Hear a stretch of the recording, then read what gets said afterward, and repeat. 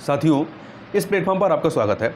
यहाँ पर हम लोग घटनाचक्र पब्लिकेशन के द्वारा जो 67वीं बीपीएससी की प्रारंभिक परीक्षा जो कि 8 मई 2022 को होनी है, जिसका एडमिट कार्ड जारी कर दिया गया है, उसके लिए जो टोह सीरीज निकाली गई है, जिसमें आपको 10 प्रैक्टिस सेट पूरी व्याख्या के साथ उपलब्ध कराया गया है। इसको यहाँ पर हम लोग इसके 10 सेट को एक एक वीडियो में देखते जाएंगे। और ये जो टेस्ट सीरीज है, ये मेरे लिए काफ़ी स्पेशल है। स्पेशल इसलिए है क्योंकि इस टेस्ट सीरीज को मेरे द्वारा, अर्थात मेरा नाम शिशिर अशोक सिंह है, मेरे द्वारा अपने सहयोगियों के साथ मिलकर के तैयार किया गया है। और इसमें जो मेरे 2 महत्वपूर्ण सहयोगी रहे हैं, उनमें हैं आलोक कुमार जैन जी और फतेह बहादुर यादव जी। तो ये जो टेस्ट सीरीज तैयार की गई है, इसमें आप देखेंगे कि इसमें पिछले 5 सालों के जो पेपर आए हैं उनका एनालिसिस किया गया है और उस एनालिसिस के आधार पर ही इन 10 टेस्ट को तैयार किया गया है। जैसे इसमें बताया गया है कि औसतन किस सेक्शन से कितने प्रश्न पूछे जाते हैं। जैसे कि आप देखेंगे सामान्य विज्ञान से आपके 23 क्वेश्चन आते हैं, सामान्य गणित के हर साल इसमें 10 क्वेश्चन पूछे जाते हैं, भारत एवं विश्व इतिहास से आपके 29 क्वेश्चन होते हैं, बिहार के इतिहास से आपके 10 क्वेश्चन होते हैं। इसी प्रकार से सामान्य भूगोल के आप देखेंगे तो 13 क्वेश्चन लगभग पूछे जाते हैं। वहीं बिहार भूगोल के 7 क्वेश्चन, भारतीय राज्य व्यवस्था के 11, बिहार राज्य व्यवस्था का 1 क्वेश्चन आता है, भारतीय अर्थव्यवस्था से 12 क्वेश्चन होते हैं, बिहार अर्थव्यवस्था से देखेंगे तो 4 प्रश्न, और करंट अफेयर से और बिहार करंट अफेयर दोनों मिला लें तो करीब 30 प्रश्न आपके करंट अफेयर के होते हैं। तो सबसे बड़ा सेक्शन आपका जो होता है वो है आपका सामान्य विज्ञान, इतिहास और आपका करंट अफेयर। ठीक है, तो इस एनालिसिस को आप देख सकते हैं। और यदि आप इसका पीडीएफ, सिंपल पीडीएफ चाहते हैं तो उसका लिंक जो है डिस्क्रिप्शन बॉक्स में दिया गया है। आप वहां से जा करके इस सिंपल पीडीएफ को, मतलब जो पहला प्रैक्टिस सेट है, आप उसे डाउनलोड करके देख सकते हैं। और आपसे अनुरोध है कि आप इस प्रैक्टिस सेट पे अपना फीडबैक अवश्य दें, जिससे कि अगली बार जब इस तरह का टेस्ट सीरीज तैयार करूँ तो उसमें जो भी कमियां हो, इसमें रह गई, उसमें सुधार कर सकूं। तो चलिए प्रारंभ करते हैं, पहले प्रैक्टिस सेट को देखते हैं। और यहाँ ध्यान दीजिएगा कि जो शुरुआत के 10 प्रश्न हैं वो मैथ के हैं, तो मैथ के प्रश्नों को हम लोग यहाँ पे नहीं देखेंगे। जो जीएस वाले पोर्शन है वहाँ से हम लोग कवर करेंगे। तो क्वेश्चन नंबर 11 देखते हैं। क्वेश्चन नंबर 11 देखेंगे तो क्वेश्चन नंबर 11 है, निम्नलिखित किस सुधार को भारतीय शिक्षा का मैग्ना कार्टा कहा गया है। ठीक है, तो किसे कहा गया है, तो आप देखेंगे ये जो है आपका चार्ल्स वुड का वुड डिस्पैच जो है, इसे कहा गया है भारतीय शिक्षा का मैग्ना कार्टा। तो ए ऑप्शन आपका यहाँ पर सही हो जाएगा। तो देखिए, बोर्ड ऑफ कंट्रोल के प्रधान चार्ल्स वुड की अध्यक्षता में गठित समिति ने वर्ष 1854 में गवर्नर जनरल लॉर्ड डलहौजी के काल में, ठीक है, भारतीय शिक्षा पर एक व्यापक योजना प्रस्तुत की, जिसे चार्ल्स वुड का डिस्पैच कहा गया। इस घोषणा को भारतीय शिक्षा का मैग्ना कार्टा कहा गया है। ठीक है, आगे चलते हैं। अगला प्रश्न है, किस समाचार पत्र के विरुद्ध लॉर्ड लिटन ने वर्नाकुलर प्रेस एक्ट लागू किया था। तो किसके खिलाफ किया था, तो ये किया था उदंत मार्तंड जो पुस्तक रही है, नहीं एक सेकंड, ये किया गया था आपका सोम प्रकाश के खिलाफ। ठीक है, सी ऑप्शन, सोम प्रकाश के खिलाफ वर्नाकुलर प्रेस एक्ट लागू किया गया था। तो आप देखें, प्रख्यात समाज सुधारक ईश्वरचंद्र विद्यासागर ने वर्ष 1859 में बांग्ला भाषा में सोम प्रकाश का प्रकाशन किया था। लॉर्ड लिटन के काल में वर्ष 1878 में वर्नाकुलर प्रेस एक्ट पारित किया गया, जिसका उद्देश्य देशी भाषा के समाचार पत्रों को प्रतिबंधित करना था। विशेषकर यह अधिनियम अमृत बाजार पत्रिका को बंद करने के उद्देश्य से लाया गया था, परंतु रातों रात उसने अपना संस्करण बदलकर हिंदी से अंग्रेजी भाषा में कर लिया। तब ईश्वरचंद्र विद्यासागर की पत्रिका सोम प्रकाश इसका प्रथम निशाना बना था। आगे चलते हैं, अगला प्रश्न देखते हैं। यहाँ पे 2 सूचियाँ दी गई हैं, एक तरफ संगठन और दूसरी तरफ संगठनकर्ता, इन्हें हमें सुमेलित करना है। तो देखिए, बिहार किसान सभा के संगठनकर्ता कौन थे, स्वामी सहजानंद सरस्वती। तो आप 4 को आप 4 से मिला दीजिए। वहीं उत्कल प्रांतीय किसान सभा, इसके मालती चौधरी, अर्थात 3 से मिला दीजिए। कृषक प्रजा पार्टी जो थी, इसके कौन थे, इसके आपके थे ए.के. फजलुल हक, तो 2 से मिला दीजिए, इसको 2 से मिला दीजिए। और वहीं डी जो है अखिल भारतीय ट्रेड यूनियन कांग्रेस, इसके कौन थे, एन.एम. जोशी, अर्थात 1 से मिला दीजिए। तो 4321 अर्थात बी ऑप्शन जो है आपका सही हो जाएगा। आगे चलते हैं, अगला क्वेश्चन है 14 नंबर, किसने वर्ष 1857 के विद्रोह को सभ्यता और बर्बरता के बीच युद्ध की संज्ञा दी थी। किसने दी थी, टी आर होम्स ने इसे सभ्यता और बर्बरता के बीच युद्ध की संज्ञा दी थी। जबकि एल.ई.आर. रीज के अनुसार यह धर्मांधों का ईसाइयों के विरुद्ध युद्ध था। और डिजरेली, इनका पूरा नाम था बेंजामिन डिजरेली के अनुसार यह एक राष्ट्रीय विद्रोह था, न कि सिपाही विद्रोह। वहीं सीले ने जो है इसे सैनिक विद्रोह कहा था। आगे चलते हैं। निम्नलिखित में से किसने धन के निष्कासन को अनिष्टों का अनिष्ट, evil of the all evil कहा था? तो किसने कहा था? ये कहा था दादा भाई नारोजी ने। दादा भाई नारोजी ने कहा था। ठीक है, तो धन निष्कासन का सिद्धांत द थ्योरी ऑफ ड्रेन का वर्णन सर्वप्रथम दादा भाई नारोजी ने अपनी पुस्तक the poverty and un British rule in India में किया तथा धन के निष्कासन को अनिष्टों का अनिष्ट, इविल ऑफ ऑल इविल कहा था। आगे चलते हैं क्वेश्चन नंबर 16। निम्नलिखित किस विद्रोह को उल गुलान के नाम से जाना जाता है? तो जो मुंडा विद्रोह है इसे उल गुलान विद्रोह के नाम से जानते हैं। इसे महान हलचल या महाविद्रोह या मुंडा विद्रोह भी कहते हैं। मुंडा विद्रोह जो है आपका ये 1899 से लेकर के 1900 ईस्वी तक होता है। और किस क्षेत्र में? छोटा नागपुर, तत्कालीन बिहार के छोटा नागपुर क्षेत्र में। उसके प्रमुख नेता कौन थे? बिरसा मुंडा थे। मुंडा जनजाति में सामूहिक खेती का प्रचलन था जिसे खूंट कट्टी कहा जाता था। तो इसी को लेकर के यह विद्रोह होता है। आगे चलते हैं। अगला प्रश्न है, कैबिनेट मिशन के सदस्यों में कौन सम्मिलित नहीं था? कैबिनेट मिशन के सदस्यों में कौन सम्मिलित नहीं थे? तो इसमें लॉर्ड लिनिथगो ये सम्मिलित नहीं थे। ठीक है, तो देखिए कैबिनेट मिशन जो है 24 मार्च 1946 को दिल्ली पहुंचा। इस शिष्टमंडल में कुल 3 सदस्य थे। कौन कौन? भारत सचिव पैथिक लॉरेंस, व्यापार बोर्ड के अध्यक्ष स्टेफोर्ड क्रिप्स और नौसेना के प्रमुख ए.बी. अलेक्जेंडर। ठीक है, तो ये 3 लोग थे। ब्रिटिश सरकार ने भारत में संवैधानिक सुधारों के लिए कैबिनेट मिशन भेजा था जिसने 16 मई 1946 को अपनी रिपोर्ट प्रस्तुत की थी। आगे चलते हैं क्वेश्चन नंबर 18। सविनय अवज्ञा आंदोलन के दौरान सरोजनी नायडू ने कहां पर नमक डिपो पर धावा बोलने के लिए सत्याग्रहियों का नेतृत्व किया था? तो कहां पर किया था? धरसना में, महाराष्ट्र के धरसना में किया था।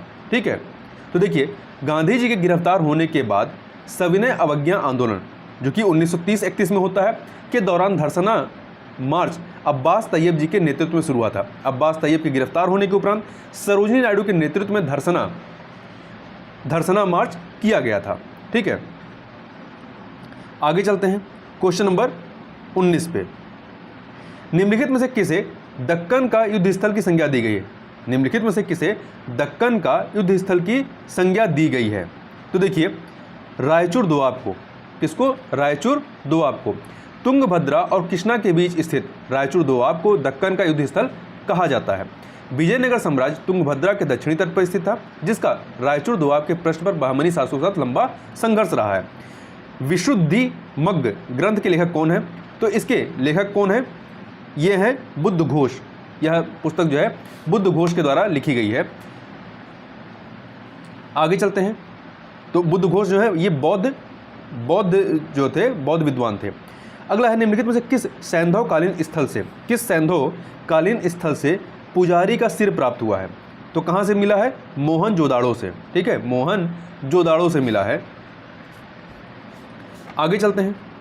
अगला है मुगल बादशाह बाबर का भारत में लड़े गए युद्धों का सही क्रम क्या है? तो हमें सही क्रम बताना है। तो सही क्रम जो है आपका पानीपत, खानवा, चंदेरी, घाघरा। देखिए पानीपत है। पानीपत का युद्ध जो है आपका 21 अप्रैल 1526 को होता है। फिर आपका खानवा का युद्ध जो है 16 मार्च 1527 को बाबर और राणा सांगा के बीच में होता है। जबकि पानीपत का जो युद्ध है वो बाबर और इब्राहिम लोदी के बीच में होता है। ठीक है, और वहीं पर चंदेरी का युद्ध जो है बाबर ने 1528 में मेदिनी राय को पराजित कर चंदेरी के किले पर अधिकार कर लिया। तो 1528 में चंदेरी का युद्ध होता है। वहीं आपका घाघरा का युद्ध जो होता है ये मई 1529 में होता है बाबर और महमूद लोदी के मध्य में। तो आपका पानीपत, खानवा, चंदेरी, घाघरा। आगे देखते हैं। अलबरूनी द्वारा अरबी भाषा में रचित पुस्तक तहकीके हिंद का अंग्रेजी अनुवाद किसने किया था? तो यह किया था एडवर्ड साची ने किया था। आगे चलते हैं। शेरशाह द्वारा किस युद्ध के बाद शेरशाह सुल्तान आदिल की उपाधि धारण किया गया? शेरशाह द्वारा किस युद्ध के बाद शेरशाह सुल्तान आदिल की उपाधि धारण किया गया? तो ये किया गया था आपका चौसा के युद्ध के बाद, ठीक है, चौसा के युद्ध के बाद। चौसा के युद्ध कब होता है? 1539 में होता है। इस युद्ध में हुमायूं जो है शेरशाह से पराजित होता है। आगे चलते हैं, अकबर द्वारा अपने शासनकाल में किस वर्ष दास प्रथा को समाप्त किया गया? तो कब किया गया था? 1562 ईस्वी में। 1562 ईस्वी में समाप्त किया गया था। 1563 में क्या हुआ था? तीर्थ यात्रा कर को समाप्त करता है। 1564 ईस्वी में क्या होता है? जजिया कर को समाप्त करता है, ठीक है। और 1575 में तो अकबर ने वर्ष 1575 में धर्म की सत्यता को जानने की उत्सुकता के कारण इबादत खाना बनवाया था। सभी धर्मों के विद्वानों को अपने वहां आने का निमंत्रण दिया। आगे चलते हैं, बिहार के चिराद नामक पुरास्थल की प्राचीनतम संस्कृति है। बिहार के चिराद नामक पुरास्थल की प्राचीनतम संस्कृति है, कौन सी है? तो ये है आपका नवपाषाणिक संस्कृति। कौन सी है? नवपाषाणिक संस्कृति है। तो बिहार के सारण जिले में चिराद नामक पुरास्थल की प्राचीनतम संस्कृति नवपाषाणिक संस्कृति है। यहाँ से प्रचुर मात्रा में हड्डी के उपकरण पाए गए हैं जो मुख्य रूप से हिरण के सींगों के हैं, और वर्ष 1962-63 में प्रोफेसर B.K. सिन्हा ने इसका उत्खनन करवाया था। आगे चलते हैं क्वेश्चन नंबर 27 पे। क्वेश्चन नंबर 27 पे चलते हैं। तो यह है आपका, निम्नलिखित में से कौन सा कथन सही है? तो देखते हैं, पहला, वर्ष 1857 में दरभंगा, डुमराव और हटवा के महाराजाओं और उनके साथी जमींदारों ने आदमी तथा पैसे से अंग्रेजों की मदद की। तो ये वाला कथन आपका सही है, ठीक है। तो देखिए, वर्ष 1857 के स्वतंत्रता संग्राम में बिहार के कुछ प्रमुख जमींदारों ने अंग्रेजों की धन एवं जन दोनों से बड़ी सहायता की थी। अंग्रेजों की इस प्रकार की सहायता पहुंचाने वाले जमींदारों में दरभंगा, डुमराव एवं हटवा के जमींदार थे, ठीक है। तो पहला सही हो गया आपका ए ऑप्शन। बी, वर्ष 1857 में दरभंगा, डुमराव और हटवा के महाराजाओं और उनके साथी जमींदारों ने आदमियों से अंग्रेजों की मदद पैसे से नहीं, ये गलत है, दोनों से की थी, ठीक है। तो यहाँ पर पहला वाला सही है, बाकी सब गलत है। आगे चलते हैं, किसने दुखी आत्मा, दुखी हृदय जैसे छद्म नामों के तहत लिखकर चंपारण के किसानों की दुर्दशा पर प्रकाश डाला था? किसने डाला था? तो पीर मोहम्मद मुनीश ने। किसने? पीर मोहम्मद मुनीश ने डाला था। देखिए, इन्होंने अपनी पुस्तक चंपारण में अंधेर, जो कि 1916 में ये प्रकाशित हुई थी, चंपारण की दुर्दशा 1917 में हुई थी, बाई दुखी हृदय को लिखकर चंपारण के किसानों की दुर्दशा पर प्रकाश डाला था। आगे चलते हैं, बिहारी छात्र सम्मेलन का 16वां अधिवेशन, बिहारी छात्र सम्मेलन का 16वां अधिवेशन कहाँ पर हुआ था? तो हजारीबाग में, ठीक है, याद रखिएगा, हजारीबाग में हुआ था। कब होता है ये? अक्टूबर 1921 में। इस अधिवेशन की अध्यक्षता सरला देवी चौधरानी ने की थी, तो ये महत्वपूर्ण है। गर्तावास के गर्त आवास के साक्ष्य कहाँ प्राप्त हुए हैं? तो बुर्ज होम से प्राप्त हुए हैं, ठीक है। कहाँ से? जम्मू कश्मीर में श्रीनगर के निकट उत्तर पश्चिम में स्थित बुर्ज होम से पाषाणिक अवस्था में मानव कंकाल के साथ कुत्ते के कंकाल भी सावधान से प्राप्त हुए हैं। गर्तावास भी यहाँ से या यहाँ की प्रमुख विशेषता है। आगे चलते हैं, निम्नलिखित में से किस राजा के एक अभिलेख से सूचना मिलती है कि शाक्य मुनि बुद्ध का जन्म लुम्बिनी में हुआ था? तो अशोक के शिलालेख से ऐसा मिलता है, अशोक के शिलालेख से। तो देखिए,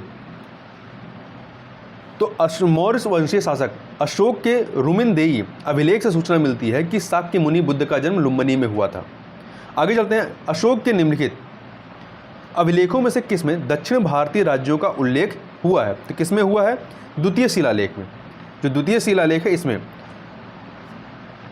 तो आप देखेंगे, तो अशोक के द्वितीय एवं 13वें बृहद शिलालेख में, दूसरे और 13वें बृहद शिलालेख में चोल, पांड्य, शतिपुत्र, केरलपुत्र आदि दक्षिण भारतीय राजाओं का उल्लेख मिलता है। वहीं क्वेश्चन नंबर 33 देखते हैं, शूद्रक द्वारा लिखी हुई प्राचीन भारतीय पुस्तक मृच्छकटिकम का विषय क्या था? इसका विषय क्या था? तो इसका विषय एक धनी व्यापारी और एक गणिका की पुत्री की प्रेम कथा इसकी विषय वस्तु रही है। तो ध्यान रखिएगा, शूद्रकृत मृच्छकटिकम नामक रचना में से गुप्तकालीन शासन व्यवस्था एवं नगर जीवन के विषय में रोचक सामग्री मिलती है। इसे तत्कालीन समाज में होने वाले परिवर्तनों पर प्रकाश पड़ता है, ठीक है।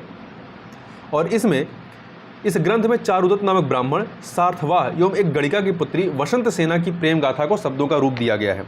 क्वेश्चन नंबर 34 पे चलते हैं। बिहार के किस जिले को कृषि विज्ञान केंद्र में पराली प्रबंधन का उत्कृष्ट कार्य के लिए इको एग्रीकल्चर अवार्ड 2021 से सम्मानित किया गया है? तो किसे किया गया है? रोहतास को। आगे चलते हैं। दिल्ली का कौन सुल्तान मंगोल नेता चंगेज खां का समकालीन था? चंगेज खां का समकालीन कौन था? तो ये था इल्तुतमिश। इल्तुतमिश जो था ये इसका समकालीन था। आगे देखते हैं। बेरोजगारों के सहायतार्थ दिल्ली के निम्नलिखित सुल्तानों में से किसने रोजगार कार्यालय की स्थापना की थी? तो फिरोज शाह तुगलक ने। फिरोज शाह तुगलक ने की थी। आगे देखते हैं।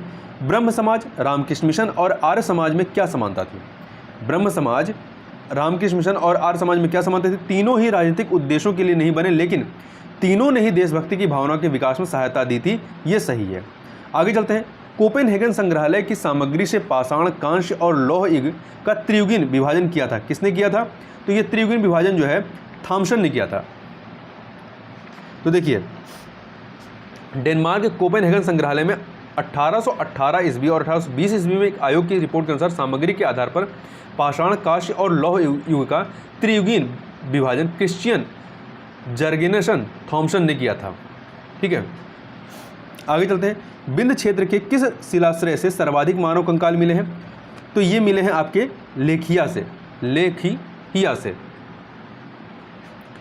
तो देखिए, डॉक्टर जे.एन. पांडे की पुस्तक पुरातत्व विमर्श के अनुसार विंध्य क्षेत्र के लेखिया के शिलाश्रय संख्या 1 से मध्य पाषाणिक लघु पाषाण उपकरणों के अतिरिक्त 17 मानव कंकाल प्राप्त हुए हैं, जिनमें से कुछ सुरक्षित हालत में तथा अधिकांश छत विक्षित अवस्था में। अमेरिका के ओरेगॉन विश्वविद्यालय के जॉन आर लुकास के अनुसार लेखिया में कुल 27 मानव कंकालों की अस्थियां मिली हैं।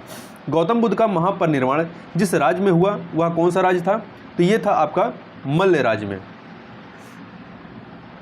तो बौद्ध धर्म का प्रचार करते हुए महात्मा बुद्ध मल्लों की राजधानी पावा पहुंचे, जहां वे चुंद नामक लुहार की आम्रवटिका में ठहरे। उसने बुद्ध को शुकर मद्दो खाने को दिया। इससे उन्हें रक्तातिसार हो गया और जिसके बाद इनकी मल्ल गणराज्य की जो राजधानी कुशानर थी वहाँ पर इनकी मृत्यु होती है, या महापरिनिर्वाण, जो शरीर त्याग करते हैं उसे ही महापरिनिर्वाण कहा जाता है। भागवत संप्रदाय में भक्ति के रूपों की संख्या कितनी है? भागवत संप्रदाय में भक्ति के रूपों की संख्या की बात करें तो ये 9 है। कितने हैं? 9 है। तो भागवत संप्रदाय में मोक्ष प्राप्ति के लिए नवधा भक्ति अर्थात 9 प्रकार की भक्ति को मान्यता दी गई है। किस धर्म को राष्ट्रकूटों का संरक्षण प्राप्त था? तो जैन धर्म को राष्ट्रकूटों का संरक्षण प्राप्त था। देखिए, राष्ट्रकूट शासकों के समय वैसे तो ब्राह्मण धर्म का महत्व, किंतु ब्राह्मण धर्म की तुलना में जैन धर्म का अधिक प्रचार प्रसार था उसे राजकीय संरक्षण भी प्राप्त था। राष्ट्रकूट शासक अमोघ वर्ष के गुरु जैनाचार्य जिनसेन थे, जिसने आदि पुराण की रचना की। उस समय शासकों तथा सामंतों के साथ साथ सेनापति के पदों पर भी अनेक जैन धर्मानुयायियों की नियुक्ति की जाती थी। आगे चलते हैं। क्वेश्चन नंबर 43 पर। प्रसिद्ध कवि अमीर खुसरो निम्नलिखित में से किस बादशाह के दरबार से संबंध था? अमीर खुसरो तो गयासुद्दीन बलवन के दरबार से। तो देखिए, अमीर खुसरो आरंभ में बलवन के सबसे बड़े पुत्र महमूद की सेवा में रहा। मंगोलों के साथ एक मुकाबले में महमूद मारा गया। मंगोलों ने अमीर खुसरो को बंदी बना लिया, किंतु किसी तरह वे जेल से भागने में सफल रहे और बलवन के राज दरबार से बद्ध हो गए। अमीर खुसरो बलवन, कैकुबाद, जलाउद्दीन खिलजी, मुबारक शाह, गयासुद्दीन तुगलक तथा मोहम्मद बिन तुगलक अर्थात ये 7 शासकों के शासनकाल के अंतर्गत रहते हैं। 1325 ईस्वी में मोहम्मद बिन तुगलक के सत्ता संभालने के वर्ष में ही अमीर खुसरो की मृत्यु हो गई। और ये जो है सूफी संत निजामुद्दीन औलिया के शिष्य थे। आगे चलते हैं। एका आंदोलन का प्रारंभ किया गया था किसके द्वारा? उत्तर प्रदेश के हरदोई, बाराबंकी तथा अन्य स्थानों के किसानों के द्वारा 1921-22 में। ठीक है, इस आंदोलन का नेतृत्व जो है पिछड़ी जात के मदारी पारसी ने किया था। आगे चलते हैं। बाबर ने अपनी आत्मकथा तुझके बाबरी में किन 2 हिंदुओं का उल्लेख किया है? तो इसमें किया गया है विजयनगर और मेवाड़ के शासकों की। आगे चलते हैं। महान शासक कृष्णदेव राय का संबंध किस वंश से था?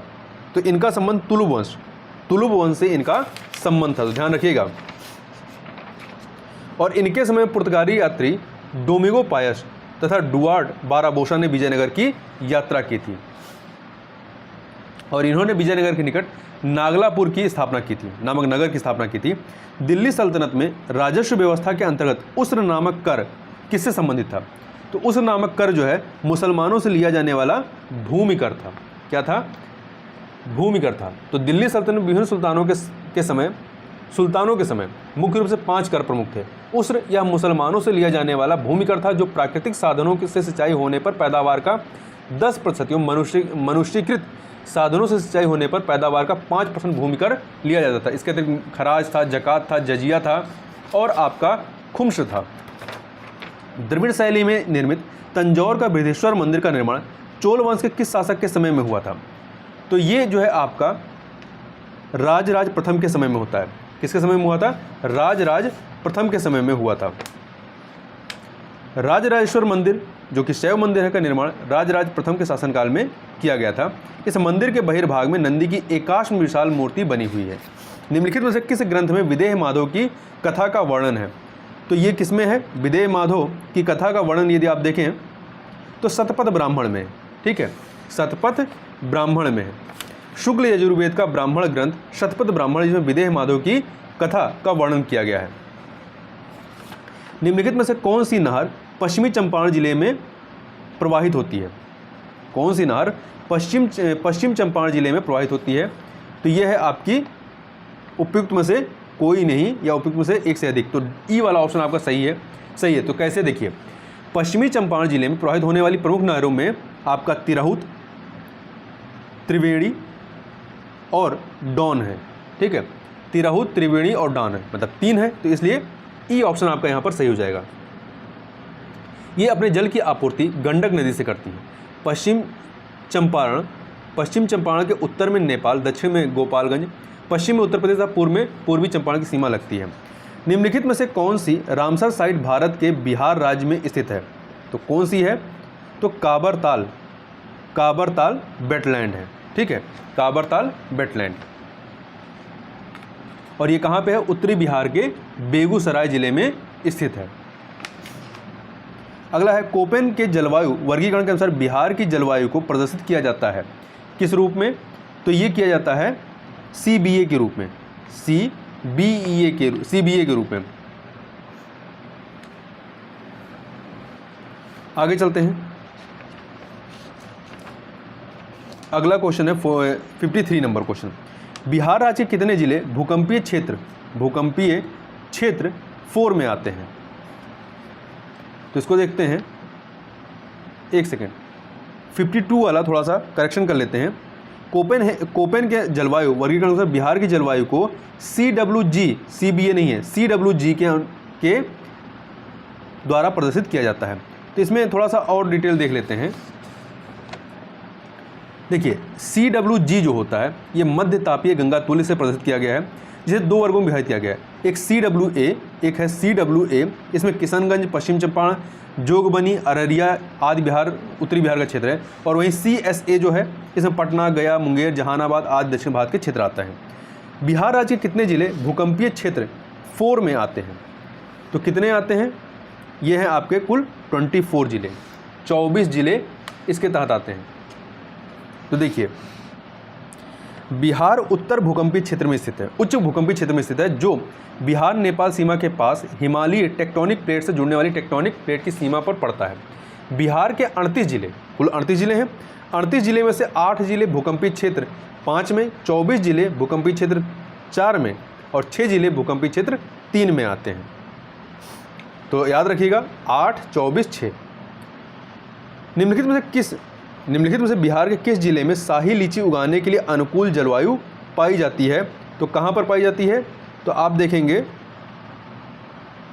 इसका भी उत्तर 1 से अधिक है, मतलब ई ऑप्शन यहाँ पर आपका सही है। कैसे? देखिए, मुजफ्फरपुर हो गया, वैशाली है और समस्तीपुर तथा चंपारण है, बेगूसराय, जिलों और बिहार के आसपास क्षेत्रों में शाही लीची उगाने के लिए अनुकूल जलवायु है। तो इन सभी में वैशाली, समस्तीपुर, मुजफ्फरपुर, बेगूसराय, इन सभी में अनुकूल जलवायु है, इसलिए ई ऑप्शन सही हो जाएगा।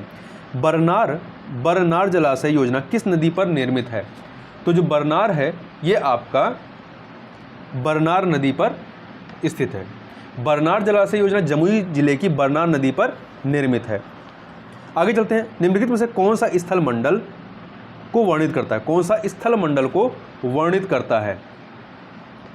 तो भूपटल व ऊपरी मेंटल। क्षोभ मंडल में ऊंचाई बढ़ने पर सामान्य ताप का ह्रास दर कितना होता है, या normal lapse rate of temperature कितना होता है? तो ये होता है 6.5 डिग्री सेल्सियस पर 1000 मीटर। मानसून शब्द की उत्पत्ति किस भाषा से हुई है? तो इसकी उत्पत्ति जो है अरबी भाषा से। किस भाषा से हुई है? अरबी भाषा से इसकी उत्पत्ति हुई है। मानसून शब्द अरबी भाषा के मौसम शब्द से लिया गया, जिसका अर्थ होता है मौसम। आगे चलते हैं क्वेश्चन नंबर 59 पे। भारत के किस भाग में लौटते हुए मानसून के कारण वर्षा होती है? तो ये होती है आपकी तमिलनाडु में। कहाँ पर होती है? तमिलनाडु में। किसी स्थान की जलवायु के निर्धारण में कौन कौन से कारक महत्वपूर्ण हैं? ऊंचाई, स्थान की स्थिति, समुद्र तल से दूरी, ये सभी के सभी महत्वपूर्ण हैं। तो इसमें देखिए 1, 2, 3 तीनों, तो तीनों कहीं पे नहीं है, तो इसलिए ई ऑप्शन आपका सही हो जाएगा। आगे चलते हैं। निम्नलिखित में से कौन सा द्वीप युग 10 डिग्री चैनल द्वारा एक दूसरे से अलग किया जाता है? तो कौन सा है? अंडमान और निकोबार जो हैं ये 10 डिग्री चैनल से अलग होते हैं। अगला है नर्मदा नदी पश्चिम की ओर बहती है। नर्मदा नदी पश्चिम की ओर बहती है, जबकि अधिकांश अन्य बड़ी प्रायद्वीपीय नदियाँ पूर्व की ओर बहती हैं। क्यों? ऐसा क्यों है? क्योंकि देखिए यह एक रैखिक भ्रंश घाटी में से, सही बात है। यह बिंद और सतपुड़ा के बीच बहती है, ये भी सही है। भूमि का ढलान मध्य भारत से पश्चिम की ओर है। तो देखिए यहाँ पे पहला और जो दूसरा है, पहला और दूसरा वही आपका सही है, तीसरा नहीं।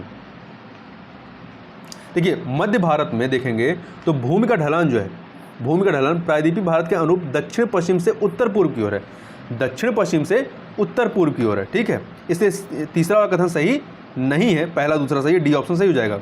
भारत में अधिकांश पेट्रोलियम पदार्थ किस युग की सेल संरचनाओं में पाया जाता है? तो आप देखेंगे ये टर्सरी युग की सेल संरचनाओं में पाया जाता है, टर्सरी युग की। आगे चलते हैं। निम्नलिखित में से कौन सर्वोत्तम गुण वाला कठोर कोयला है? कौन सा सर्वोत्तम गुण वाला कठोर कोयला है? तो ये है आपका एंथ्रोसाइट। तो ध्यान रखिएगा, एंथ्रोसाइट। इस कोयले में 90 से लेके 95% कार्बन की मात्रा होती है। भारत में केवल कारगिल क्षेत्र की टर्सरी चट्टानों में एंथ्रेसाइट कोयला पाया जाता है। आगे देखते हैं। भारत की मुख्य भूमि का विस्तार दक्षिण से उत्तर की ओर, दक्षिण से उत्तर की ओर किन अक्षांशों के मध्य में स्थित है? तो 8 डिग्री उत्तरी से लेकर के 37 डिग्री 6 मिनट उत्तरी तक है ये। तो ए ऑप्शन यहाँ पर आपका सही हो जाएगा। ध्यान रखिएगा, जो भारत है ये अक्षांशीय विस्तार के दृष्टिकोण से उत्तरी गोलार्ध में तथा देशांतरी विस्तार के दृष्टिकोण से पूर्वी गोलार्ध में स्थित है। कर्क रेखा अर्थात 23 डिग्री 30 मिनट उत्तरी किन राज्यों से होकर गुजरती है? कर्क रेखा किन राज्यों से होकर के गुजरती है? तो ये कई राज्यों से होकर गुजरती है। आप देखेंगे तो ये जो है गुजरात, राजस्थान, त्रिपुरा, मिजोरम, इनसे तो गुजरती है। तो 1, 2, 3, 4, तो देखिए किसी में है 1, 2, 3, 4, तो ये चारों एक में नहीं है, तो इसलिए ई ऑप्शन यहाँ पर आपका सही हो जाएगा। तो देखिए कर्क रेखा जो है भारत के 8 राज्यों से होकर गुजरती है। गुजरात, राजस्थान, मध्य प्रदेश, छत्तीसगढ़, झारखंड, पश्चिम बंगाल, त्रिपुरा और मिजोरम। भारत की स्थलीय सीमा कितने देशों के साथ जुड़ी हुई है? तो ये जो है आप देखेंगे तो कुल 7 देशों के साथ जुड़ी हुई है। कौन कौन से? चीन, नेपाल, भूटान, म्यांमार, पाकिस्तान, बांग्लादेश, अफगानिस्तान। और बांग्लादेश भारत से सबसे बड़ी स्थलीय सीमा बनाता है। बिंदु एवं सतपुड़ा पर्वत श्रेणी के बीच से कौन सी नदी बहती है? तो इसके बीच से अगर आप देखेंगे तो नर्मदा नदी। कौन सी नदी? नर्मदा नदी प्रवाहित होती है। देखिए मैकाल पर्वत के अमरकंटक शिखर से नर्मदा की उत्पत्ति होती है। यह नदी पश्चिम की तरफ प्रवाहित होते हुए अरब सागर में गिरती है। भारत के निम्नलिखित भागों में द्रविड़ियन प्रजाति मुख्यतः कहाँ संकेंद्रित है? तो ये प्रजाति जो है आपका दक्षिण भारत में कहाँ पर दक्षिण भारत में संकेंद्रित है। और ये द्रविड़ भाषा परिवार से संबंधित है। इनमें तमिल, कन्नड़, मलयालम और तेलुगु प्रमुख है। निम्नलिखित में से ऊर्जा देने वाला भोजन कौन सा है? तो ऊर्जा देने वाला भोजन जो है ये वसा एवं कार्बोहाइड्रेट युक्त जो भोजन होता है ये ऊर्जा देने वाला भोजन कहलाता है। अमरवेल उदाहरण है किसका? तो अमरवेल जो है ये परजीवी का उदाहरण है। किसका है? परजीवी का। ठीक है, तो देखिए कुछ पौधे स्वयं को भोजन और संश्लेषित नहीं कर सकते हैं क्योंकि उनमें क्लोरोफिल का अभाव होता है। ऐसे पौधे अपना भोजन उस पादप से प्राप्त करते हैं जिन पर ये आरोहित होते हैं। ऐसे पौधे परजीवी कहलाते हैं। अमरवेल परजीवी पादप का ही उदाहरण है। आगे चलते हैं। पादप के किस भाग द्वारा प्रकाश संश्लेषण हेतु वायु से कार्बन डाइऑक्साइड प्राप्त की जाती है? तो ये प्राप्त की जाती है किसके द्वारा? सूक्ष्म रंध्र के द्वारा। ठीक है, सूक्ष्म रंध्र के द्वारा प्राप्त की जाती है। ये पत्ती की सतह पर उपस्थित होते हैं। निम्नलिखित में से सही सुमेलित है। कौन सा सही सुमेलित है? देखिए इसमें आप देखेंगे नाइट्रोजन, एक सेकेंड, इसमें आप देखेंगे चारों ही विकल्प सही हैं, मतलब सुमेलित है। नाइट्रोजन, क्योंकि नाइट्रोजन जो होता है ये पौधे वायुमंडल से नाइट्रोजन ग्रहण नहीं कर पाते हैं। मृदा में पाए जाने वाले जीवाणु जो है गैसीय नाइट्रोजन को नाइट्रेट में प्रयोग करते हैं जिसे पौधे ग्रहण कर पाते हैं। ये सही। क्लोरोफिल, पत्ती में क्लोरोफिल होता है, ये भी सही है। घटपर्णी क्या करते हैं? अपने नाइट्रोजन की पूर्ति के लिए कीटों का भक्षण करते हैं, ये भी सही है। विटामिन की खोज या जो विटामिन के बारे में है वो फंक के द्वारा बताया गया, तो इसलिए यहाँ पर ई ऑप्शन जो है वो सही हो जाएगा। सोनार किस सिद्धांत पर कार्य करता है? सोनार जो है ये किस सिद्धांत पर कार्य करता है? पराश्रव्य तरंगों के परावर्तन पर। सोनार का पूरा नाम है साउंड नेविगेशन एंड रेंजिंग। ये पराश्रव्य तरंगों के परावर्तन पर कार्य करता है। विज्ञान की किस शाखा के अंतर्गत नींद का अध्ययन किया जाता है? किस शाखा के अंतर्गत नींद का? हिप्नोलॉजी में। किस में किया जाता है? हिप्नोलॉजी में नींद का अध्ययन किया जाता है। आगे चलते हैं क्वेश्चन नंबर 76 पर। देखिए गैमेक्सिन का रासायनिक नाम क्या है? गैमेक्सिन का रासायनिक नाम जो है वो क्या है? Benzene hexachloride. तो ध्यान रखिएगा, बेंजीन हेक्साक्लोराइड। इसके अतिरिक्त गैमेक्सिन के अन्य नाम में बीएचसी एवं लिंडन भी है। यह कीटों का नाश करने वाला रसायन है, अतः इसे कीटनाशी इंसेक्टिसाइड कहते हैं। कैल्शियम साइनामाइड उर्वरक है। कैल्शियम साइनामाइड जो है ये उर्वरक है जिसका उपयोग बुआई करने से पहले किया जाता है। टालुइन, टालुइन जो है ये एक रंगहीन जल में अविलेय द्रव है जिसकी गंध पेंट के थिनर जैसी होती है। निम्नलिखित में से कौन सा एक स्फुरदीप्ति पदार्थ का उदाहरण है? कौन सा एक स्फुरदीप्ति पदार्थ का उदाहरण है? तो देखिए इसमें कौन कौन से हैं, यदि आप देखें पहले समझ लेते हैं स्फुरदीप्त होते क्या हैं। कुछ ऐसे प्राकृतिक पदार्थ होते हैं जिन पर प्रकाश डालने से वो ऊंची तरंगदैर्घ्य का प्रकाश उत्सर्जित करते हैं तथा प्रकाश हटा लेने के बाद भी कुछ देर तक प्रकाश का उत्सर्जन करते रहते हैं। ऐसे पदार्थों को स्फुरदीप्ति पदार्थ कहते हैं। उदाहरण के लिए आपका जिंक सल्फाइड है, zinc sulphide, calcium sulphide, calcium sulphide है, बेरियम सल्फाइड है। इसके अतिरिक्त चूंकि बेरियम सल्फाइड तथा जिंक सल्फाइड दोनों ही स्फुरदीप्ति पदार्थ हैं, इसलिए यहाँ पे ई ऑप्शन सही हो जाएगा। निम्नलिखित में से कौन सा रेडियोधर्मी तत्व नहीं है? तो कौन सा रेडियोधर्मी तत्व नहीं है यदि आप देखें तो इसमें कैडमियम जो है ये रेडियोधर्मी नहीं है, जबकि यूरेनियम, रेडियम, थोरियम है। विद्युत शक्ति की इकाई क्या है? विद्युत शक्ति की इकाई जो है वाट होती है। क्या होती है? वाट होती है। विद्युत शक्ति इक्वल होता है कार्य बटा के समय, तो विद्युत शक्ति का मात्रा क्या हो जाएगा? वाट हो जाएगा। आगे चलते हैं। एक तत्व में इलेक्ट्रॉनों और न्यूट्रॉनों की संख्या, मतलब इलेक्ट्रॉनों की संख्या जो है 18 है, न्यूट्रॉनों की संख्या 20 है। इस तत्व की द्रव्यमान संख्या कितनी होगी? तो 20 + 18 जोड़ दीजिए, 38 हो जाएगी।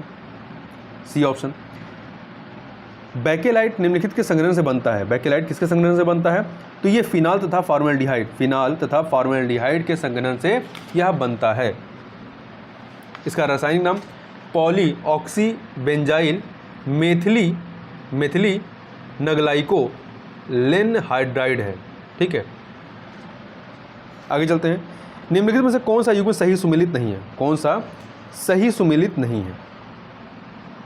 देखिए रेटिनॉल, जीरोफ्थैलेमिया सही है। टोकोफेरॉल बेरी बेरी नहीं होता है। टोकोफेरॉल बेरी बेरी नहीं होता है। बेरी बेरी विटामिन B1 से होता है, अर्थात थायमिन की कमी से होता है, ना कि टोकोफेराल, टोकोफेराल विटामिन ई की कमी से होता है, तो बी वाला सही नहीं है। जबकि साइनोकोबालामिन की कमी से रक्तलापता होती है, आर्गो कैल्सीफेराल की कमी से रिकेटस होती है। प्रकाश संश्लेषण का उपोत्पाद अर्थात बाई प्रोडक्ट क्या है, तो ये है ऑक्सीजन। ध्यान रखिएगा, इसका बाई प्रोडक्ट जो है वो ऑक्सीजन होता है। आगे चलते हैं। ऑक्सीजन अनुपस्थित होती है, ऑक्सीजन जो है अनुपस्थित होती है किसमें, केरोसिन में नहीं होती है, तो इस बात को भी ध्यान रखिएगा। देखिए, रासायनिक रूप से केरोसिन जो मिट्टी का तेल होता है हाइड्रोकार्बन का एक मिश्रण है, और हाइड्रोकार्बन कार्बन तथा हाइड्रोजन के यौगिक होते हैं, इसमें ऑक्सीजन नहीं होता है। आगे चलते हैं। दो सूचियाँ दी गई, इकाई और उसके प्राचल कितनी क्या है, मतलब मात्रक। इसे हमें तैयार करना, इसे हमें सुमेलित करना है। तो देखते हैं। देखिए, वॉट का क्या होगा, शक्ति 4 से मिला दीजिए। नॉट का क्या हो जाएगा, नॉट का हो जाएगा समुद्री जहाज की गति 3 से मिला दीजिए। नॉटिकल मील क्या हो जाएगा, नौ संचालन 2 से। कैलोरी उष्मा तो 1 से। तो ये हो जाएगा 4 3 2 1। इथरनेट एक उदाहरण है किसका, इथरनेट जो है ये लैन का उदाहरण है, लोकल एरिया नेटवर्क का ही एक उदाहरण है। या इथरनेट लोकल एरिया नेटवर्क तैयार करने का एक प्रोटोकॉल होता है। इसकी अभिकल्पना वर्ष 1973 में बॉस मेट्राफ ने की थी। आगे चलते हैं। निम्न युग्मों में से कौन सा एक कण प्रतिकण युग्म है, कण प्रतिकण युग्म है, तो यह है आपका इलेक्ट्रॉन पॉजिट्रॉन। देखिए, अधिकतर कणों के अनुरूप उनसे संबद्ध एक प्रतिकण होता है जिसका द्रव्यमान उस कण के द्रव्यमान के बराबर, जबकि विद्युत आवेश उस कण के विपरीत होता है। उदाहरण के तौर पर इलेक्ट्रॉन का प्रतिकण धन आवेशित एंटी इलेक्ट्रॉन या पॉजिट्रॉन है। प्रोटीन संश्लेषण में निम्न कोशिकांगों सेल ऑर्गन सेल में से किनकी भूमिका सबसे अधिक महत्वपूर्ण है, तो किसकी भूमिका महत्वपूर्ण है, अंतःद्रव्यीय जालिका, इंडोप्लाज्मिक रेटिकुलम और राइबोसोम की। आगे चलते हैं। अगला है श्वसन में ऊर्जा उत्पादित होती है, श्वसन में ऊर्जा उत्पादित होती है कहाँ पे, एटीपी के रूप में। ठीक है, ध्यान रखिएगा, एटीपी के रूप में उत्पादित होती है। एटीपी मतलब एंडीनोसिन ट्राइफॉस्फेट के रूप में। कोशिकीय श्वसन वह प्रक्रिया जिसके फलस्वरूप कार्बनिक पदार्थों के ऑक्सीकरण द्वारा ऊर्जा मुक्त होती है। यह ऊर्जा जीवित कोशिकाओं को एटीपी के रूप में उपलब्ध होती है। एटीपी को कोशिका की ऊर्जा मुद्रा भी कहते हैं। आगे चलते हैं। निम्नलिखित जोड़ों में से किसका सुमेल है, कौन सा सुमेलित है, तो आप देखेंगे निमोनिया कहाँ होती है, फेफड़े में, ये आपका सही है। मोतियाबिंद थायराइड ग्रंथि, ये आपका सही नहीं है। तो देखिए, निमोनिया जो है फेफड़े का एक रोग है जो कि स्ट्रेप्टोकोकस न्यूमोनी नामक जीवाणु के द्वारा होता है, जबकि मोतियाबिंद आँख से संबंधित ना कि थायराइड ग्रंथि से। और पीलिया जो है ये यकृत रोग है, ना कि आँख से संबंधित है। और मधुमेह जो है ये यकृत संबंधित नहीं है, ये इंसुलिन नामक हार्मोन की कमी से होता है। आगे चलते हैं। प्लास्टर ऑफ पेरिस निम्नलिखित में किसका एक उत्पाद है, प्लास्टर ऑफ पेरिस किसका उत्पाद है, तो कैल्शियम का उत्पाद है। ठीक है, तो ध्यान रखिएगा, ये कैल्शियम का उत्पाद है। इसका फार्मूला क्या होता है प्लास्टर ऑफ पेरिस का, CaSO4 का होल ट्वाइस H2O। ठीक है, इसे जिप्सम भी कहते हैं, ये जिप्सम का एक लवण है। आगे चलते हैं। Question number 92। निम्नलिखित में से कौन सा जोड़ा सही सुमेलित है, कौन सा जोड़ा सही सुमेलित है, तो आप इसमें देखेंगे कई सारे सुमेलित हैं। जैसे जिंक सल्फाइड श्वेत पिगमेंट के रूप में होता है। सोडियम कार्बोनाइड, सोडियम बाइकार्बोनेट, ये जो है Na2CO3 ये आपका सोडियम बाइकार्बोनेट ये बेकरी उद्योग में इस्तेमाल होता है। कहाँ होता है, बेकरी उद्योग में। आयोडीन जो होता है कीटाणुनाशक के रूप में, तो यहाँ पर ये दोनों आपके उल्टा हैं। ठीक है, तो पहला वाला ए वाला तो सही है। इसके अतिरिक्त जिंक ऑक्साइड मलहम बनाने में, ये सही है। तो आपके दो विकल्प सही हैं, ए और डी, तो ई ऑप्शन सही हो जाएगा। बैंकिंग लोकपाल योजना का शुभारंभ हुआ? कब हुआ? तो ये शुभारंभ होता 1995 1995 में। आगे चलते हैं। एक देश अपनी मुद्रा के अवमूल्यन का सहारा लेता है कब? कब लेगा? व्यापार शेष को सुधारने के लिए। ठीक है, व्यापार शेष को सुधारने के लिए। आगे चलते हैं।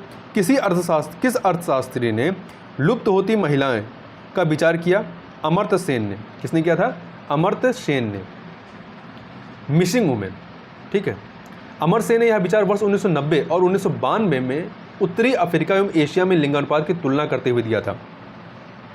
उत्तरी अफ्रीका एवं एशिया में। आगे देखते हैं। यदि किसी वस्तु की मांग और आपूर्ति समान मात्रा में बढ़ी हो तो उस वस्तु का बाजार मूल्य पर क्या प्रभाव पड़ेगा? ये क्या रहेगा? स्थिर रहेगा। ठीक है। अंतर्राष्ट्रीय वित्त निगम की स्थापना किस वर्ष की गई? तो इसकी स्थापना की गई थी 1956 में। 1956 में इसकी स्थापना की गई थी। आगे चलते हैं। Question number 98। औद्योगिक नीति और संवर्धन विभाग किस मंत्रालय के अधीन कार्य करता है? तो ये वाणिज्य और उद्योग मंत्रालय के अधीन कार्य करता है।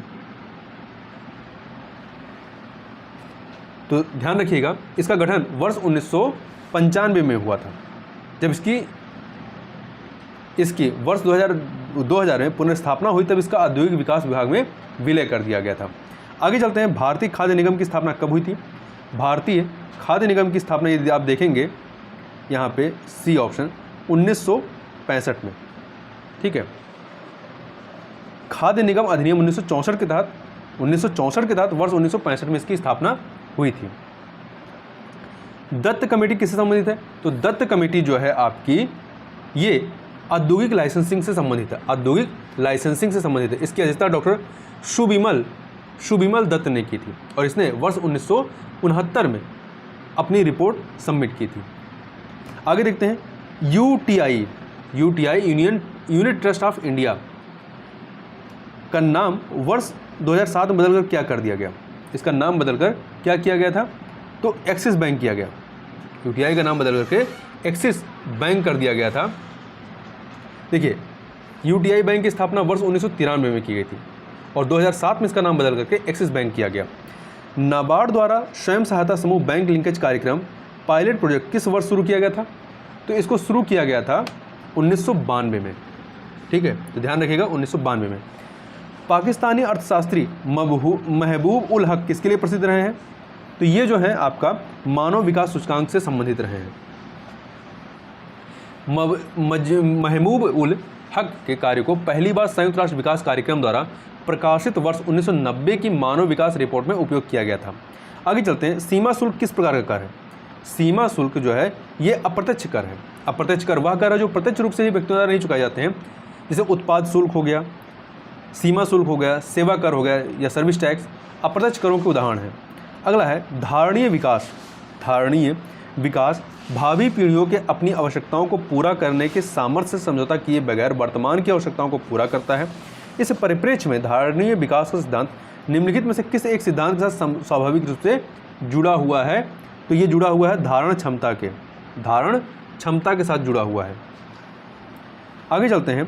सार्वजनिक वितरण प्रणाली से वितरित अनाज पर कीमत बढ़ाने का उद्देश्य क्या है? तो इस योजना में निहित उपादान जो सब्सिडीज है उसका भार कम हो सके। ठीक है, आगे चलते हैं। अगला है, भारत में निम्न से कौन राजकोषीय नीति निरूपित करता है? तो राजकोषीय नीति जो है वित्त मंत्रालय के द्वारा निरूपित किया जाता है। भारत में राष्ट्रीय आय समंकों का आकलन किसके द्वारा किया जाता है? तो इसका आकलन जो है केंद्रीय सांख्यिकी संगठन सेंट्रल स्टैटिस्टिकल ऑर्गेनाइजेशन CSO द्वारा किया जाता है। वर्तमान में इसे राष्ट्रीय सांख्यिकी कार्यालय NSO कहा जाता है। ठीक है, और वर्तमान में राष्ट्रीय आय का आधार वर्ष क्या है? 2011-12। बिहार सरकार के मिशन 5.0 करोड़ का संबंध किससे है? तो यदि इसको देखें तो इसका संबंध जो है वृक्षारोपण से। किससे है? वृक्षारोपण से। बिहार सरकार विश्व पर्यावरण दिवस 5 जून 2021 के अवसर पर 5 करोड़ से ज़्यादा पौधों को वित्तीय वर्ष में लगाने का निर्णय लिया है। जिससे ग्रीन कवर क्षेत्रफल को 15% से बढ़ाकर 17% तक किया जा सके। आगे चलते हैं, बिहार की पहली इथेनॉल यूनिट की स्थापना किस जिले में की गई थी? किस जिले में की गई? तो ये की गई आपकी गोपालगंज में। कहाँ पर? गोपालगंज में इसकी की गई। तो देखिए, इथेनॉल प्रोत्साहन नीति लागू करने वाला बिहार देश का प्रथम राज्य बन गया है। इसी के तहत बिहार के गोपालगंज जिले में इसकी पहली इकाई स्थापित की जा रही है। क्वेश्चन नंबर 111 देखते हैं, 9वीं शताब्दी में कुबेर की मूर्ति बिहार के किस जिले से मिली थी? तो ये बिहार के पटना जिले से। कहाँ से? पटना जिले से ये 9वीं शताब्दी की कुबेर की जो मूर्ति है पटना स्थित तारामंडल के सटे हनुमान जी के मंदिर से प्राप्त हुई थी। इसे पुरातत्वविदों द्वारा पटना संग्रहालय में रखा गया है। आगे चलते हैं, क्वेश्चन नंबर 111 हो गया, 112 पे। तो 112 नंबर है, बिहार बाल सहायता योजना के तहत बिहार सरकार उन बच्चों को 18 वर्ष की आयु तक प्रति माह कितने रुपए की वित्तीय सहायता प्रदान करेगी जिन्होंने कोविड-19 का अपने माता पिता को खो दिया? तो ये दिया जाएगा 1500 रुपये। 1500 रुपये दिया जाएगा प्रति माह, ठीक है, 18 वर्ष की आयु तक। अप्रैल 2021 में आए उष्णकटिबंधीय चक्रवात सेरोजा ने किस देश में भारी तबाही मचाई थी? तो ये भारी तबाही मचाई थी इंडोनेशिया में। चौथे वैश्विक आयुर्वेद महोत्सव 2021 का आयोजन कहाँ किया गया? तो इसका आयोजन आप देखेंगे तो एक सेकेंड, चारों विकल्प आप देख लीजिए, ठीक है। तो इसका आयोजन जो है कहाँ पे होता है, इसके बारे में देखें तो चौथे वैश्विक आयुर्वेद महोत्सव का आयोजन वर्ष 2020 में किया जाना था, लेकिन कोविड-19 महामारी का नहीं हो सका। इसी का ही आयोजन वर्ष 2021 में वर्चुअल मोड में किया गया। प्रधानमंत्री नरेंद्र मोदी ने चौथे वैश्विक आयुर्वेद महोत्सव 2021 को संबोधित किया। तो देखिए, वर्चुअल फॉर्मेट में आयोजित उक्त कार्यक्रम का आयोजन centre for innovation in science and social action द्वारा 12 से लेकर 19 मार्च 2021 को किया गया। तो इन चारों ऑप्शन जो हैं आपके, इनमें से कहीं पर नहीं किया गया था, ठीक है। उत्तराखंड, मध्य प्रदेश, आपका उत्तर प्रदेश, केरल, यहाँ कहीं नहीं हुआ था। तो डी यहाँ पे ई ऑप्शन हो जाएगा। भारत का पहला कृषि निर्यात सुविधा केंद्र कहाँ स्थापित किया गया है? तो ये जो है आपका महाराष्ट्र के पुणे में। कहाँ पर? महाराष्ट्र के पुणे में स्थापित किया गया है। इसकी स्थापना Maharashtra chamber of commerce, industries and agriculture ने नाबार्ड से मिलकर के किया है। वर्ष 2021 का सुभाष चंद्र बोस आपदा प्रबंधन पुरस्कार व्यक्तिगत श्रेणी में किसे प्रदान किया गया? तो ये प्रदान किया गया डॉक्टर राजेंद्र कुमार भंडारी को। किसको? डॉक्टर राजेंद्र कुमार भंडारी को प्रदान किया गया है। तो देखिए, इसमें 51 लाख रुपए संस्थागत श्रेणी में तथा 5 लाख रुपए व्यक्तिगत श्रेणी में दिए जाते हैं। वर्ष 2021 का यह पुरस्कार व्यक्तिगत श्रेणी में देखें तो डॉक्टर राजेंद्र प्रसाद भंडारी को तथा sustainable environment and ecological development society को संस्थागत श्रेणी में दिया गया था। आगे चलते हैं, हाल ही में बिहार सरकार के शिक्षा विभाग ने किसके सहयोग से ऑनलाइन स्टडी मटेरियल उपलब्ध कराने हेतु शिक्षकों एवं छात्रों के लिए ई लाइब्रेरी का प्रारंभ किया है? किसके सहयोग से किया है? तो यूनिसेफ के सहयोग से। तो ध्यान रखिएगा, यूनिसेफ के सहयोग से किया गया है, ठीक है। इसके तहत कक्षा 1 से लेकर 12 तक की अध्ययन सामग्री अपलोड की गई है। बिहार के किस नदी पर डगमारा जल विद्युत परियोजना का निर्माण किया जा रहा है? तो कोसी नदी पर। कहाँ पर? कोसी नदी पर हो रहा है, ठीक। कोसी नदी पर सुपौल जिले में स्थापित किया जा रहा है। बीते दिनों बिहार संवाद यात्रा का शुभारंभ कहाँ से किया गया? तो इसका शुभारंभ जो है सिताब दियारा नामक स्थान से किया गया। तो जेपी नारायण के गांव सिताब दियारा से जल पुरुष डॉक्टर राजेंद्र प्रसाद के नेतृत्व में बिहार संवाद यात्रा की शुरुआत की गई। इसका मुख्य उद्देश्य अगली पीढ़ी को प्रकृति और मानवता की सेवा हेतु तैयार करना है। किस देश की लितानी नदी में प्रदूषण के कारण 40 टन मछलियों की मौत हो गई? तो लेबनान में, ठीक है, लेबनान में ऐसा हुआ था, जिसकी राजधानी बेरूत है। तो लेबनान के कराउन झील के तट पर, ठीक है, कहाँ पे? कराउन झील के तट पर। यूनेस्को द्वारा वर्ष 2021 के लिए विश्व पुस्तक राजधानी घोषित किया गया है। किसको घोषित किया गया है? तो ये किया गया है जॉर्जिया की तिबिलिसी को घोषित किया गया है। और ध्यान रखिएगा, इसकी घोषणा विश्व पुस्तक एवं कॉपीराइट डे, जो कि आपका 23 अप्रैल को मनाया जाता है, इस अवसर पर किया गया था। बिहार के किस जिले में doctor APJ Abdul Kalam science city का निर्माण किया गया है? तो कहाँ पर किया गया है? तो ये साइंस सिटी का निर्माण जो है पटना में, ध्यान रखिएगा, पटना में किया गया है। इसका निर्माण कार्य बिहार सरकार के विज्ञान एवं प्रौद्योगिकी विभाग द्वारा किया जा रहा है। इसका निर्माण कार्य वर्ष 2022 के अंत तक पूरा हो जाएगा। बिहार में गंगा नदी के किनारे कितने जिलों में जैविक कॉरिडोर स्थापित किया जा रहा है? तो 13 जिलों में। ध्यान रखिएगा, 13 जिलों में जैविक कॉरिडोर स्थापित किया जा रहा है। पटना को सम्मिलित करते हुए, इसमें पटना भी शामिल है। मई 2021 में बिहार गौरव गान की रचयिता किस साहित्यकार का निधन हो गया? गान की रचयिता किस साहित्यकार का निधन हो गया? तो इनका नाम था डॉक्टर शांति जैन। क्या था? डॉक्टर शांति जैन। वर्ष 1997 में इन्होंने बिहार गौरव गान की रचना की थी और 2020 में इन्हें पद्मश्री दिया गया था भारत सरकार के द्वारा, पद्मश्री। बिहार के किस जिले में प्रथम खेल विश्वविद्यालय की स्थापना की घोषणा की गई है? तो कहाँ पे? राजगीर के नालंदा में। ठीक है, तो बिहार विधानसभा द्वारा राज्य का पहला खेल विश्वविद्यालय विधेयक पास किया गया। इस विश्वविद्यालय में महिलाओं के लिए 33.33% सीटें आरक्षित रहेंगी। इसकी स्थापना नालंदा जिले के राजगीर में किया जा रहा है। बिहार में किस तिथि से एकल प्रयोग प्लास्टिक पर पूरी तरह से प्रतिबंध प्रभावी हो गया है? 15 दिसंबर 2021 से। 15 दिसंबर 2021 से। बिहार में पंचायत चुनाव 2021 कराने के लिए ईवीएम के किस मॉडल का इस्तेमाल किया गया है? तो M4 मॉडल का, नहीं M2 मॉडल का। ठीक है, M2 मॉडल का। अगला है, बिहार का पहला 100% डिजिटल बैंकिंग वाला जिला कौन सा बन गया है? तो ये है आपका जहानाबाद। कौन सा है? जहानाबाद। आगे चलते हैं। बिहार में बाढ़ प्रभावित क्षेत्रों में 100% टीकाकरण के लिए टीका वाली नाव अभियान किस जिले में चलाया गया था? तो ये चलाया गया, कई जिलों में इसको चलाया गया। देखिए, तो बिहार राज्य में बाढ़ प्रभावित क्षेत्रों में टीकाकरण के लिए विशेष अभियान टीकाकरण वाली नाव की शुरुआत की गई मुजफ्फरपुर व पूर्वी चंपारण में। ठीक है, आदि जिलों में। तो इसलिए यहाँ पे ई ऑप्शन आपका सही हो जाएगा।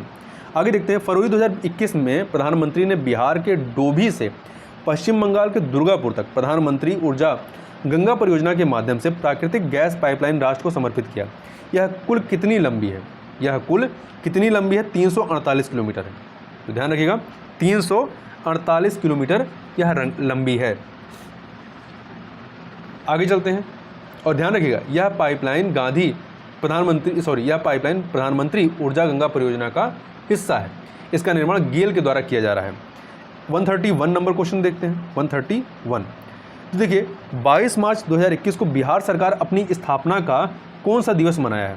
22 मार्च 2021 को तो 109वां दिवस, 109वां स्थापना दिवस। इस वर्ष की थीम थी जल जीवन हरियाली है। जल जीवन हरियाली है। बिहार वर्ष 1912 में बंगाल प्रेसिडेंसी से अलग हुआ था। H5N8 बर्ड फ्लू से इंसानों में संक्रमित होने का विश्व का पहला मामला किस देश में आया है? तो बताना है किस देश में आया है। तो 132 नंबर क्वेश्चन का उत्तर हो जाएगा आपका रूस में। ठीक है, इसकी पुष्टि WHO के द्वारा की गई थी। आगे चलते हैं। अभी हाल ही में किस खाड़ी देश ने अपनी सेना में महिलाओं को शामिल होने का अधिकार प्रदान किया है? तो ये प्रदान किया है सऊदी अरब ने। ठीक है, यहाँ ध्यान रखिएगा, संयुक्त अरब अमीरात नहीं, सऊदी अरब है। तो अभी हाल ही में खाड़ी देश सऊदी अरब ने अपने देश की आर्मी में महिलाओं के प्रवेश की अनुमति प्रदान की, जिससे अब देश की महिलाएं भी देश की सेवा में अपना योगदान दे सकेंगी, रक्षा सेवा में योगदान दे सकेंगी। बॉलीवुड के किस जाने माने एक्टर को नेशनल स्कूल ऑफ ड्रामा का चेयरमैन नियुक्त किया गया है? तो परेश रावल को। ठीक है, परेश रावल को।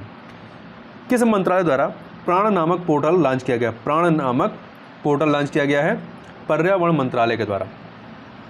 तो वायु प्रदूषण के नियमन के लिए एक राष्ट्रीय पोर्टल प्राण लॉन्च किया गया है। ठीक है, और इसके साथ ही दिल्ली में एक स्मॉग टावर का भी उद्घाटन किया गया है।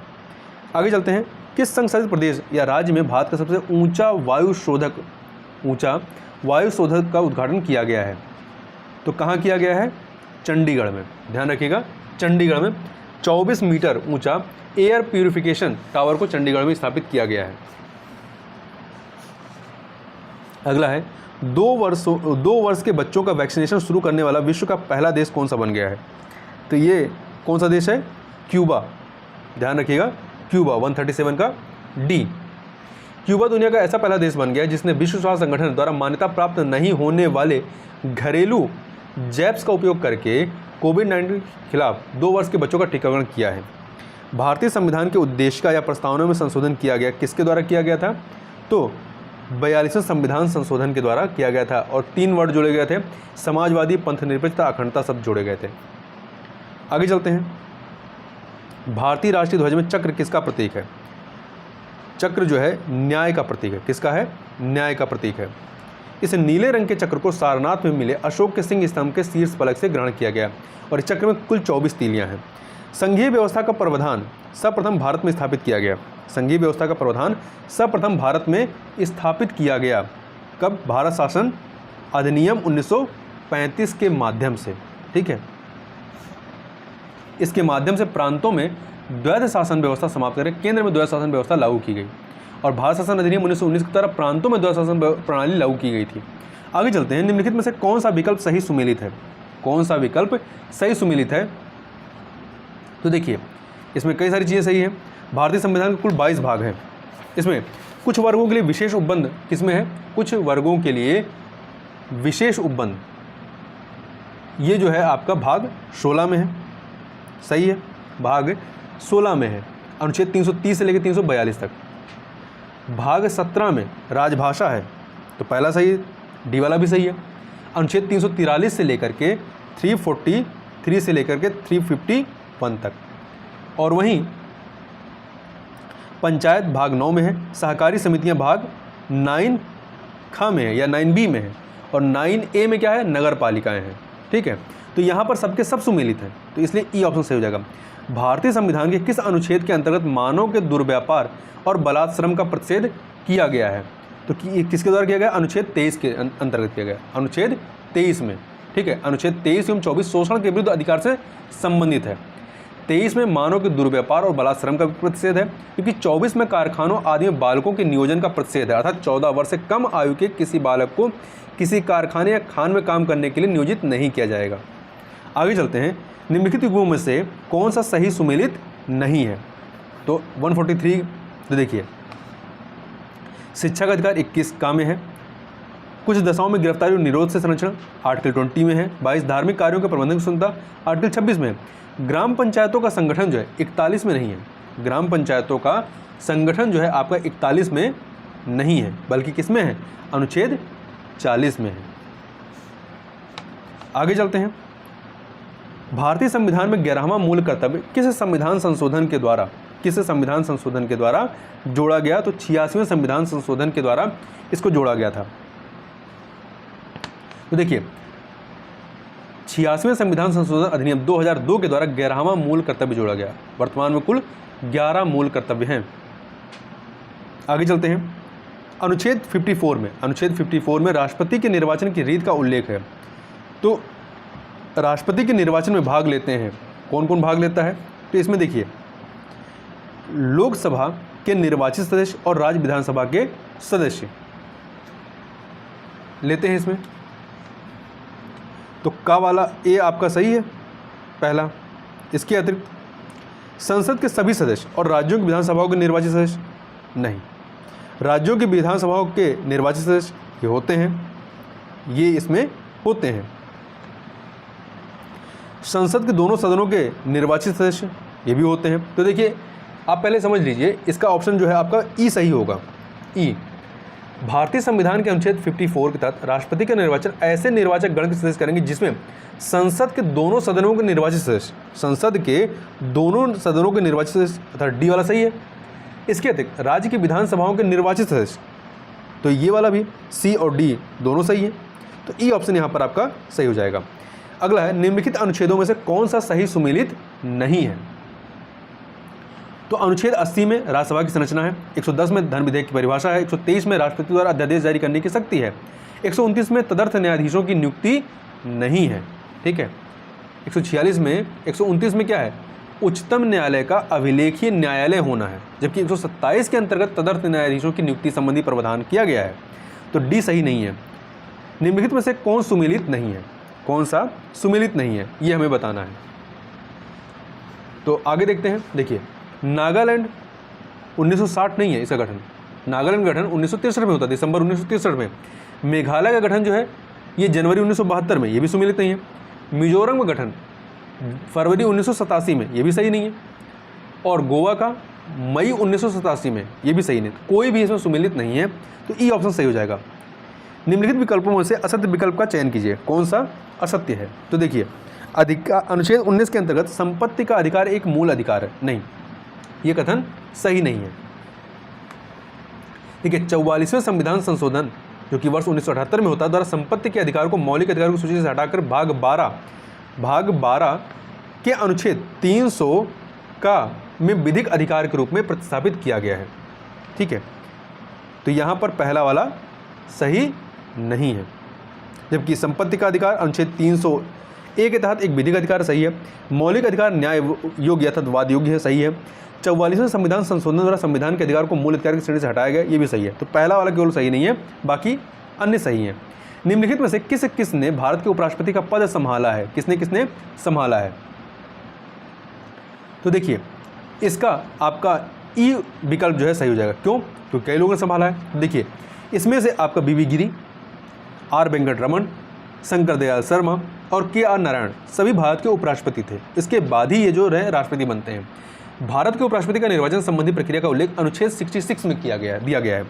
आगे देखते हैं 150 नंबर क्वेश्चन, राष्ट्रपति के अध्यादेश निर्गत करने की शक्ति किससे प्रेरित है। तो ये जो है आपका भारत सरकार अधिनियम 1935 से प्रेरित है। देखिए, यद्यपि ब्रिटिश भारत में गवर्नर जनरल को वर्ष 1861 में भारत परिषद अधिनियम से ही विधान परिषद की अनुमति के बिना अध्यादेश जारी करने की शक्ति प्राप्त थी। तथापि भारतीय संविधान में राष्ट्रपति के अध्यादेश निर्गत करने की शक्ति जो है अनुच्छेद 123 भारत सरकार अधिनियम 1935 की धारा 42 एवं 43 से प्रेरित है। ठीक है, तो यहाँ पर बी ऑप्शन सही हो जाएगा। इस प्रकार से यहाँ पर हम लोगों ने 150 प्रश्नों में से मैथ के प्रश्नों को छोड़ते हुए 140 प्रश्नों को पूरे व्याख्या के साथ देखा।